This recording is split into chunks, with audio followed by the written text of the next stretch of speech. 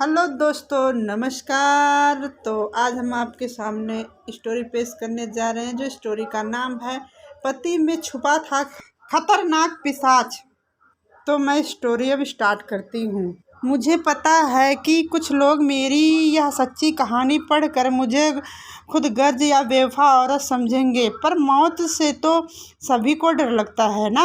मैंने भी इसीलिए उनसे अलग होने का फैसला किया था। मेरा नाम कल्पना मघेचा है। मैं एक स्कूल में पढ़ाती हूँ। वैसे तो मैं एक गुजराती हूँ, पर बचपन से ही फैमिली के साथ बेंगलुरु में रहती थी। कॉलेज ख़त्म होते ही मैंने नौकरी ढूंढ ली थी। पापा और माँ मेरे लिए लड़का ढूंढ रहे थे और मैं भी अच्छा रिश्ता आने पर हाँ कर देने वाली थी। तभी उन दिनों में एक लड़के की नज़र मुझ पर पड़ी। शायद उसे मैं पसंद लगने लगी थी। रोज़ सुबह शाम वह मेरे जॉब करने की जगह पर मंडराने लगा। एक दिन मेरा दिमाग हट गया, तो जाकर मैंने उसका कॉलर पकड़ लिया और पूछा, क्या लफंगापंथी मचा रखी है? पुलिस को बुलाऊं क्या? मेरा यह रूप देखकर उसके तो पसीने छूट गए।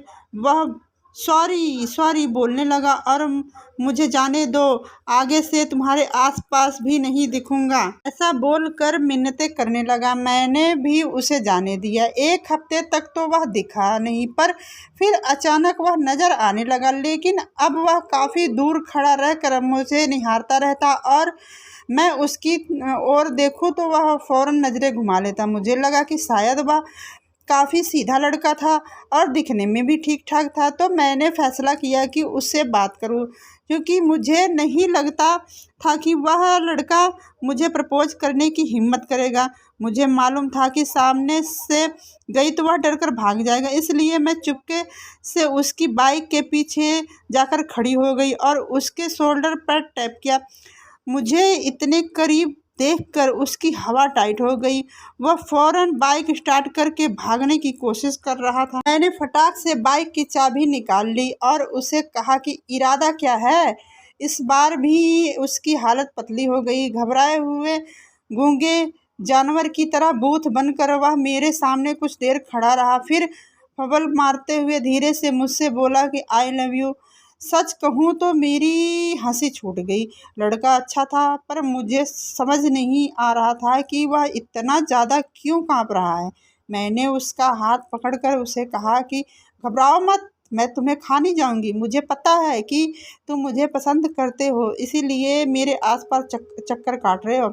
इस प्रकार की हरकतें करने से कुछ हासिल नहीं होगा। मैं पसंद हूँ तो मेरे घर अपने पापा और माँ को रिश्ता लेकर भेज देना। अगर सही रहा तो मैं हाँ कर दूंगी। इतना बोलकर मैं वहाँ से घर की ओर चल गई। शाम के करीब 5 बजे थे, तभी अचानक मेरे घर की बेल बज उठी। मुझे यकीन नहीं हुआ कि वह लड़का उसी दिन अपने पापा और माँ को लेकर मेरे घर पर आ धमका। मैंने झटपट नए कपड़े पहने और माँ ने चाय नाश्ता तैयार किया और हमारी मीटिंग शुरू हो गई। उस लड़के की माँ ने कहा, घर में पूरे दिन की काम वाली है, खाना पकाने के लिए कुक है। हम मॉडर्न फैमिली से हैं और आपकी बेटी अपना काम शादी के बाद भी जारी रख सकती है। शादी में हमें सिर्फ आपकी बेटी चाहिए। भगवान का दिया हुआ सब कुछ है। हमारा बेटा शराब सिगरेट पीता नहीं है, स्वभाव से शांत है, कमाता अच्छा है और मारपीट तो उनके पापा में भी मुझसे कभी नहीं की। तो ये क्या करेंगे?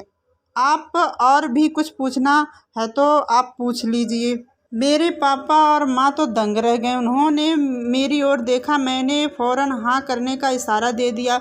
उसी वक्त मेरी शादी पक्की हो गई और करीब 2 महीने बाद मेरी शादी भी हो गई। और मैं सुहागरात की सेज पर मैं घूंघट ताने बैठी थी। तभी दरवाज़ा खुला और मेरा पति अंदर आया। मैं शर्म से लाल हो चुकी थी। तभी अचानक मेरे पति ने पीछे से मेरे बंधे हुए बाल घूंघट समेत खींचे और घसीट कर मुझे ज़मीन पर पटक दिया।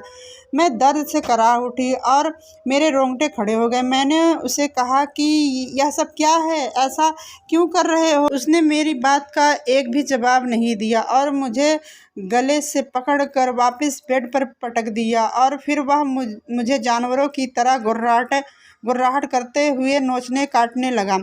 मैंने उसे धक्का देकर अपने से दूर कर दिया और बेड के कोने पर बैठकर मैं रोने लगी। वह अब मेरी और अजीब नज़रों से देख रहा था और बार बार अपनी ज़बान लबलबा रहा था जिसे कि मैं उसके लिए इंसान नहीं हूँ, उसके खाने की कोई वस्तु हूँ।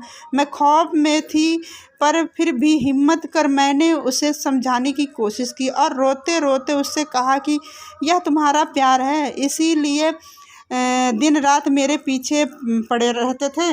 जब मैं बोल रही थी तो उसकी नज़र मेरी गर्दन पर थी। कुछ ही देर में उसने फिर से मुझ पर हमला कर दिया और मेरी गर्दन के पास अपने दांत गड़ा दिए। मुझे इतना तेज़ दर्द हुआ कि मेरी मरतौल चीख निकल पड़ी। कुछ ही देर में घर के सब लोग दरवाज़ा तोड़कर हमारे घर में आ गए। मैं दौड़कर उनके पास गई। मेरी हालत देखकर सब लोगों ने मेरे पति को खूब डांटा। देखते ही देखते मेरा पति ज़मीन पर धड़ाम से गिर पड़ा।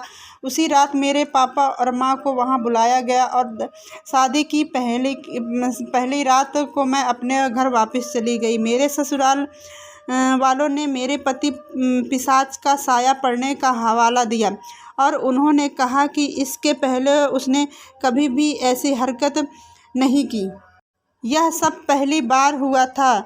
सच जो भी हो, मेरे लिए शादी एक खौफ बन चुकी थी। मेरे पापा और माँ ने उन सब से हाथ जोड़कर कहा कि हम पुलिस में नहीं जाना चाहते, आप इज्जत से इन दोनों का तलाक करवा दीजिए। ना चाहते हुए भी उन्हें हमारी बात माननी ही पड़ी। मुझे पता नहीं है कि मेरे पति पर पिशाच का साया है या उन्हें कोई दिमागी बीमारी। उन्हें यह तकलीफ़ उसी रात हुई थी।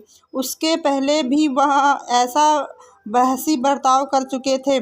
उन लोगों की सच्चाई वह लोग जाने और भगवान जाने, लेकिन उस भयानक हमले के बाद मैं चाह कर भी उस इंसान के साथ रह नहीं सकती थी, क्योंकि पूरी ज़िंदगी डर के साए में बिताने से अच्छा है कि रास्ते अलग अलग कर लिए जाएं। अब शादी के बंधन में दोबारा बांधने नहीं जाना चाहती। क्या पता शरीफ और सीधा दिखने वाला जीवन साथी अंदर से दरिंदा या बीमार निकल जाए।